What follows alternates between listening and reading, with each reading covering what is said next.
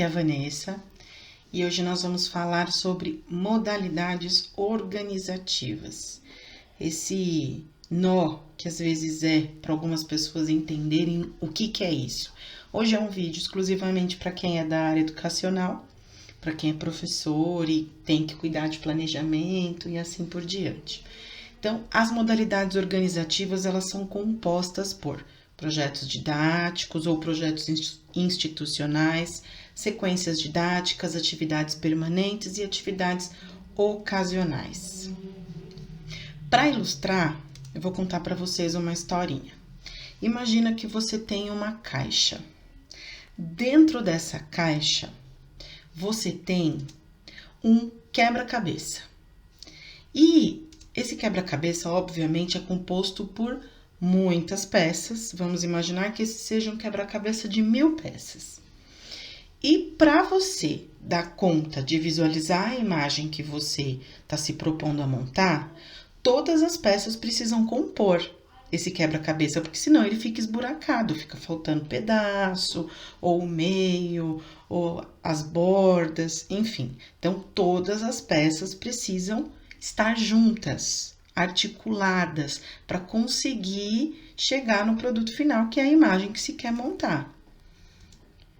Cada peça tem o seu lugar. Então, mesmo que eu tenha milhares de peças ali para eu conseguir colocar em ordem, ligar uma coisa com a outra, cada peça tem o seu lugar.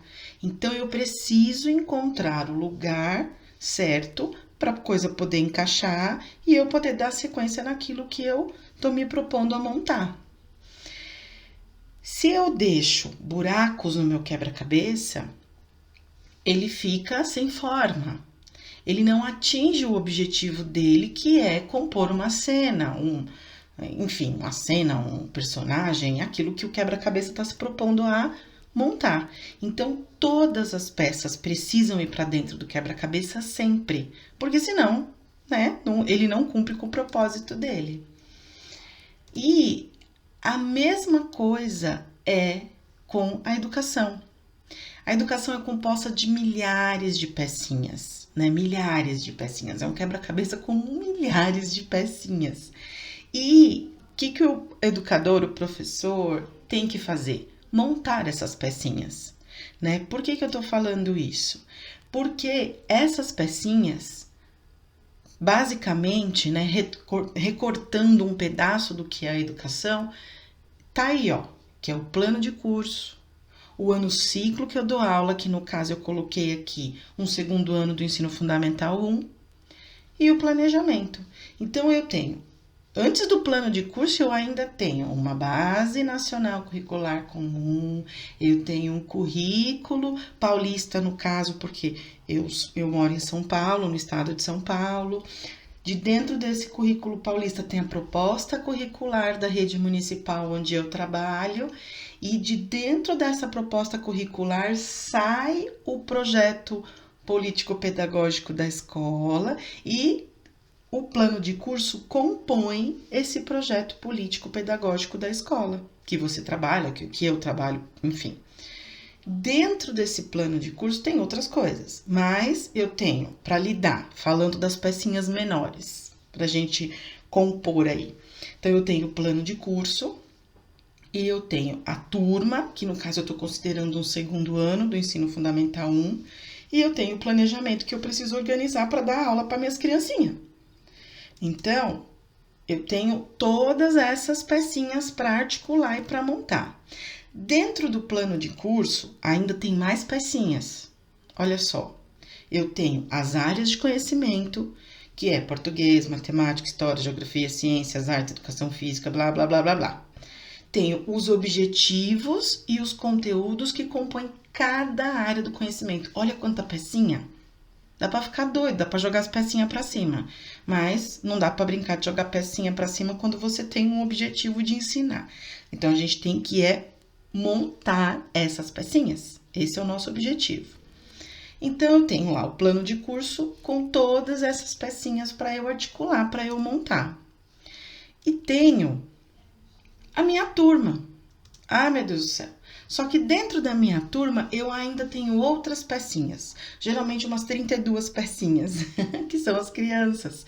E cada criança tem as suas particularidades. Então, eu tenho ali alunos sem nenhuma dificuldade de aprendizagem, que caminham, tenho alunos com algumas dificuldades de aprendizagem, que precisam de intervenções individualizadas, que precisam de uma atenção mais efetiva, mais pontual, e também tenho os meus alunos com deficiência. Todos eles são meus. Então, eu tenho que pensar, quando a gente vai elaborar o planejamento, em todos eles. Eu preciso planejar coisas que deem conta de todos eles, sempre pensando naqueles objetivos, naqueles conteúdos do meu ano ciclo, que estão lá no meu plano de curso. Olha só quanta peça para montar. São muitas peças. E que se você não olha para o seu quebra-cabeça e põe cada peça no seu lugar, o que acontece? Você fica ali só olhando desesperada para aquele monte de pecinha e não sabe onde pôr, não usa o raciocínio dedutivo para chegar a algumas conclusões e dizer aqui dá para montar com aqui, vai formar um pedaço, essa pecinha é a pecinha que completa esse pedaço, e assim vai. Então, a clareza, a intencionalidade é o que vai delineando todo o trabalho do professor. E aí a gente pensa, como que eu faço para articular tudo isso? E aí a gente quase cai das pernas quando você pensa nesse monte de peças, essas 3.000 pecinhas, já era 1.000, eu acabei de subir para 3.000, porque quando você começa a pensar nesse monte de variável que nós temos na mão, enquanto professor, a gente fica meio birutinha, mas vamos lá, porque a gente vai fazer a coisa dar certo. Esse é o nosso objetivo, senão é melhor a gente nem sair de casa para dar aula. E aí, tudo isso que eu falei, plano de curso, que tem todas as áreas de conhecimento, história, geografia, matemática, português, ciências, blá, blá, blá, blá, dentro de cada área. Então, dentro de matemática tem os objetivos e os conteúdos, dentro de português tem os objetivos e conteúdos, e assim vai. Então, e aí eu tenho a minha turma. Considerando tudo isso, eu tenho que montar um planejamento, que alguns chamam de planejamento semanal, alguns chamam de plano de ação, enfim, eu tô acostumada como plano de ação, que é aquele que a professora descreve as estratégias dela, porque os objetivos e os conteúdos já estão lá no plano de curso, então ela tem que pegar aquilo e fazer aquele objetivo, aquele conteúdo daquela área virar uma estratégia. Por quê? Porque eu preciso que o meu menino aprenda aquele objetivo, aquele conteúdo. Então eu tenho que transformar aquilo em aprendizagem. Ai, Jesus, aí o negócio é um fuá. Mas vamos lá. Como que eu organizo todas essas peças do quebra-cabeça para que eu consiga vislumbrar a imagem? Como que eu faço isso? Existem jeitos. E um dos jeitos são as modalidades organizativas, tá? Um dos jeitos, né? É óbvio que tem professores que trabalham de muitos jeitos, né? Tem professor que chega na frente do armário, fica lá olhando para a prateleira do armário e fala, hoje eu vou dar essa daqui. Aí tira a atividade, bloquinho, distribui para as crianças, manda todo mundo ficar sentadinho, quietinho, faça a sua atividade, pinta direitinho, escreve direito, amiguinho ajuda o outro, enfim. E tem professor que organiza, que pensa, que planeja, que faz, nossa, eu quero que o meu menino aprenda X. Para ele aprender o X, eu tenho que mostrar onde que acha o X, que o X faz parte do alfabeto, onde que tá o alfabeto, para que série de coisas que faz com que você consiga o seu objetivo, que é ensinar a letra X para o seu menino. Só que existe as modalidades organizativas que nos ajudam a organizar tudo isso dentro do trabalho pedagógico, para colocar intenção no trabalho pedagógico. E aí, dentro das modalidades organizativas, nós temos os projeto didático, que é uma sequência de etapas que tem por objetivo a construção de alguma coisa. nós temos as sequências didáticas, que também é uma sequência de etapas, só que o objetivo dela é sistematizar algum saber. Então, eu quero que os meus alunos aprendam a letra X. Então, eu vou criar uma sequência de etapas que vai fazer com que o meu aluno aprenda a letra X. Então, eu não tenho que construir nada, não tenho que construir um X gigante para expor em praça pública. Não precisa. O produto final da sequência didática é o próprio saber sistematizado e aprendido pela criança, pelo aluno. Temos as atividades permanentes, que são aquelas que a gente tem como objetivo desenvolver um hábito, desenvolver na criança um procedimento. Então, essas são as atividades permanentes. E nós temos as ocasionais, que são aquelas atividades que surgem de coisas que brotam, tipo uma pandemia. Você começa o ano letivo, ok, de repente em março um boom, e aí todo mundo vai para sua casa por conta de um vírus e temos que lidar com isto agora. Então é uma ocasião diferenciada que demanda um tratamento diferente também. Não dá para ignorar que isso existe. As crianças, está todo mundo falando, as crianças falando, as famílias falando, todo mundo falando. Temos que trazer isso para dentro do saber, né? Conversar, estruturar, organizar, enfim.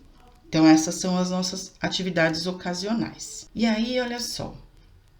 As atividades permanentes, que é o que eu estava falando para vocês, elas têm o objetivo e o conteúdo. Da onde que eu tiro esse objetivo e conteúdo mesmo? Do plano de curso. Então, eu vou lá no meu plano de curso, na área de português, um exemplo. E aí, na área de português, tem ali os objetivos de oralidade. Então aqui tem o meu objetivo, que a criança consiga contar, fazer um relato pessoal com encadeamento de ideias, de fatos, de episódios. Tá, isto é um objetivo que eu tenho que fazer. O que eu posso fazer para atingir esse objetivo? Já sei, então toda semana, na segunda-feira, eu vou fazer uma roda de conversa com os meus alunos. E aí eles vão saber que toda segunda-feira eles têm que contar alguma coisa que aconteceu no final de semana deles. E aí eu vou ajudando a criança a estruturar o pensamento para poder fazer um relato pessoal com encadeamento de ideias e fatos, né? Enfim, entende? Então, olha só, eu fui lá, olhei para o meu objetivo, para o meu conteúdo de oralidade, vi que eu posso transformar isso na estratégia X e que essa estratégia se encaixa numa atividade permanente. Por que uma atividade permanente? Porque eu vou fazer toda semana.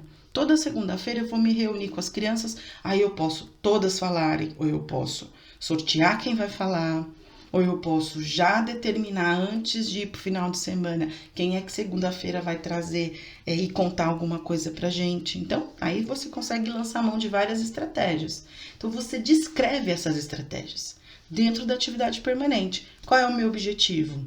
É X, o meu conteúdo é oralidade, encadeamento de fatos. E aí, quais são as minhas estratégias? Toda segunda-feira os alunos terão a oportunidade de relatar o que aconteceu no final de semana.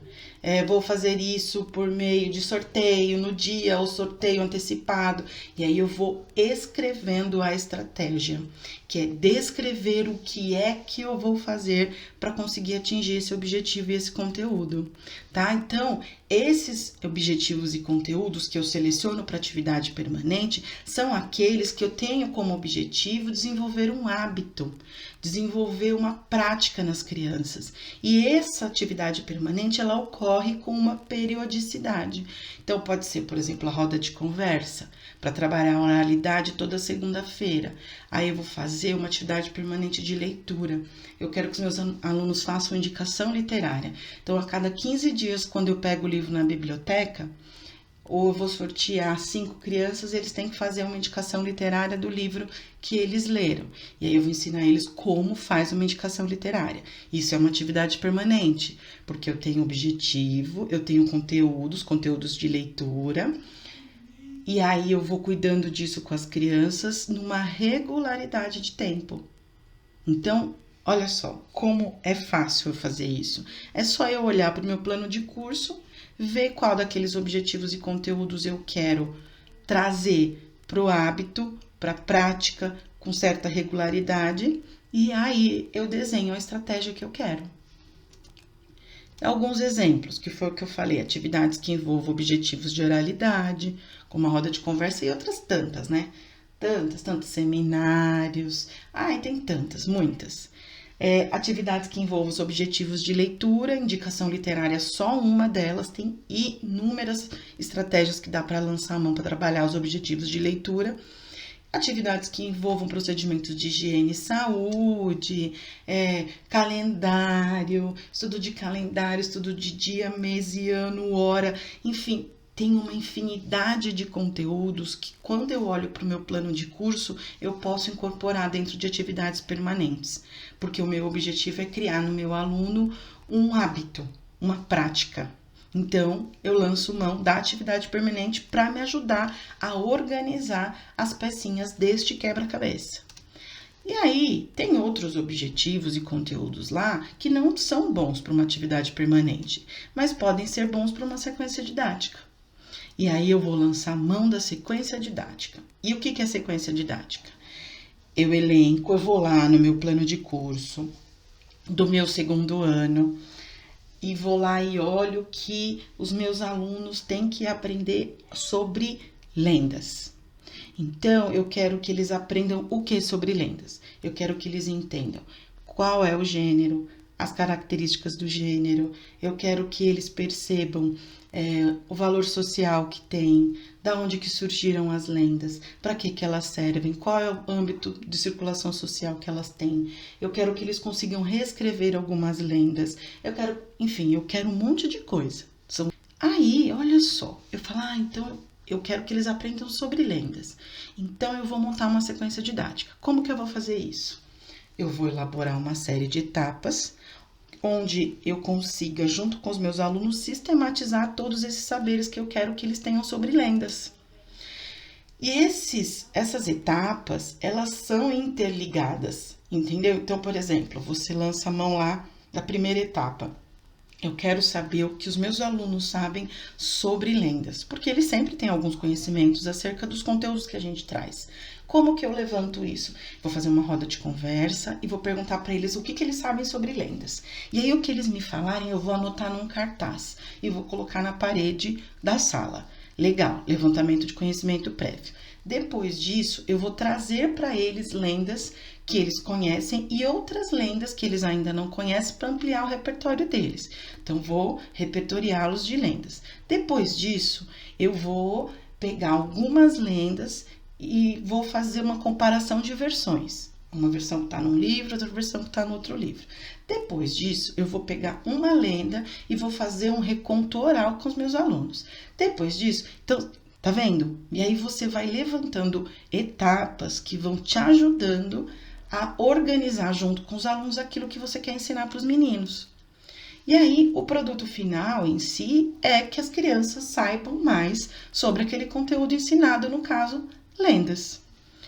Agora, a sequência didática não demanda a construção de um produto final igual ao projeto. Quando você lança a mão dessa construção de um produto final, aí ela deixa de ser uma sequência didática, ela vira um projeto. Tá? Agora, tem uma coisa que às vezes causa algumas confusões na cabeça dos professores, que é sequência didática e coleção de atividades. Às vezes você fala pro professor assim, vamos fazer uma sequência didática sobre lendas? Aí ele vai lá e monta uma série de atividades. Sabe? Uma atividade, página 1, página 2, página 3, página 4, né? Enfim. E aí ele leva aquilo. Só que atividade não é a mesma coisa que estratégia. A sequência didática, ela descreve estratégias. E a coleção de atividades é apenas uma coleção de atividades escritas que você vai oferecer para as crianças. Inclusive, elas podem compor a sequência didática, mas elas não são a sequência didática. Entendeu? Então, é isso que precisa ficar claro. que a coleção de atividades pode compor, ela pode fazer parte da sequência didática, mas a sequência didática é a descrição das estratégias que o professor lança a mão para ensinar objetivos e conteúdos.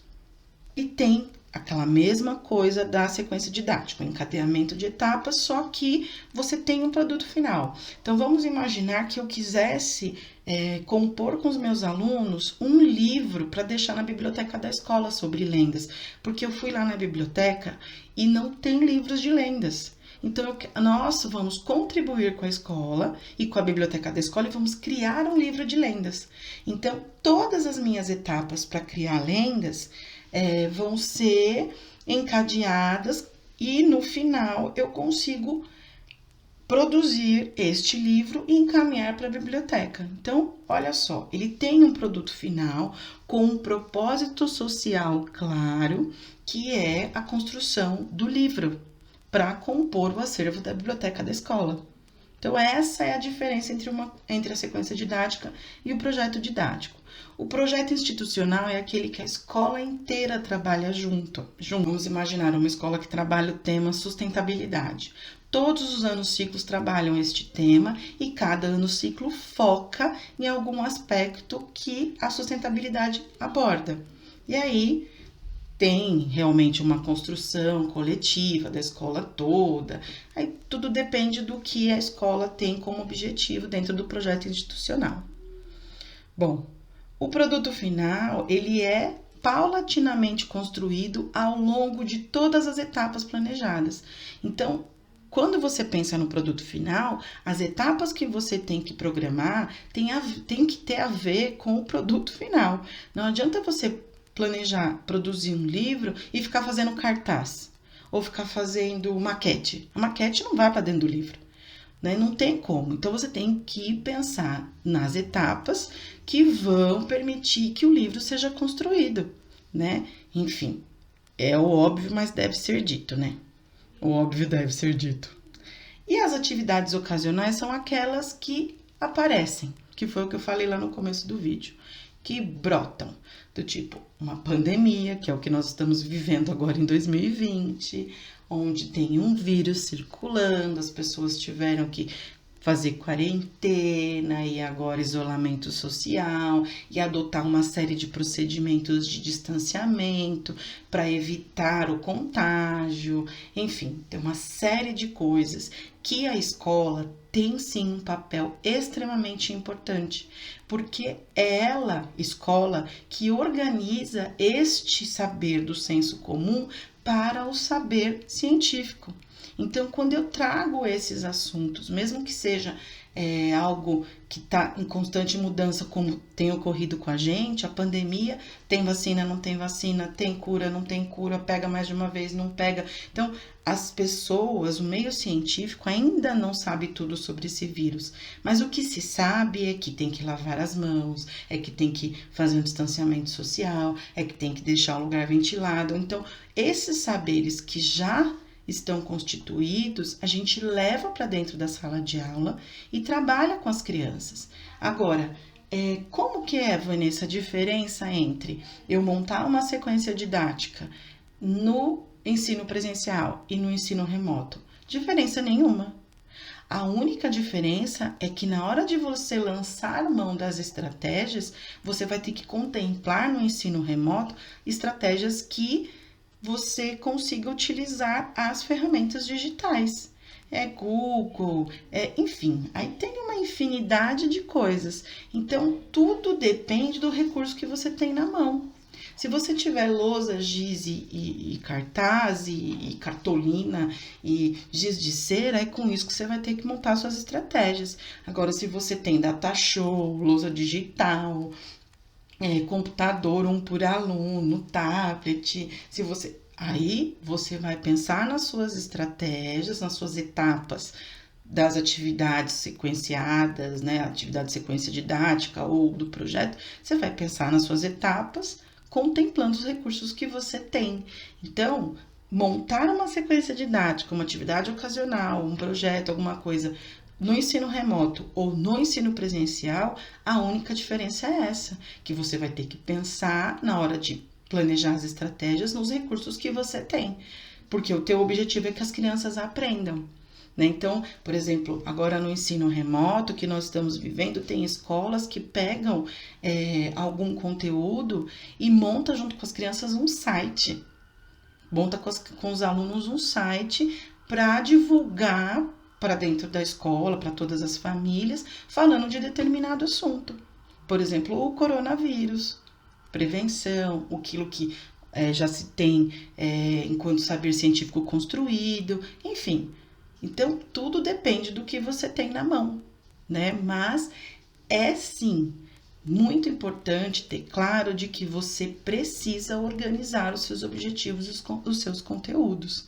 E que, muitas vezes, tanto na atividade ocasional, quanto no projeto, quanto nas atividades de sequências didáticas ou nas atividades permanentes, você pode lançar mão de mais de uma área. Então, vamos imaginar que eu tenha, eu vou estudar com os meus alunos o gênero de textos instrucionais. E aí, eu tenho muito texto instrucional no meu livro de ciências, porque ensina a fazer experiências, aí tem lá as instruções para realizar as experiências. Então, o que eu faço? Eu junto uma área com a outra. E aí, eu consigo delimitar esses objetivos, esses conteúdos casadinhos. Tudo. Então, para isso, eu preciso conhecer o quê? O plano de curso. Tendo ciência do plano de curso, tendo ciência da minha intencionalidade didática, tudo fica mais fácil. Só que eu preciso ter isso tudo muito claro na minha cabecinha, porque senão eu, professora, vou ficar dando um amontoado de atividades, um amontoado de coisas e não vou conseguir chegar no objetivo que eu quero. Bom, por hoje é só. No próximo vídeo, eu vou montar uma sequência didática para o segundo ano do ensino fundamental 1. Vamos colocar a mão na massa para fazer deixar a coisa mais clara, tá? Depois a gente pode montar um projeto, montar uma atividade permanente, mas enfim, espero que hoje tenha ajudado aqueles que ainda têm dificuldade de saber o que são as modalidades organizativas e como que eu me organizo diante delas, de como que elas estão a serviço do ensino e da aprendizagem. Por hoje é só, muito obrigada, até a próxima.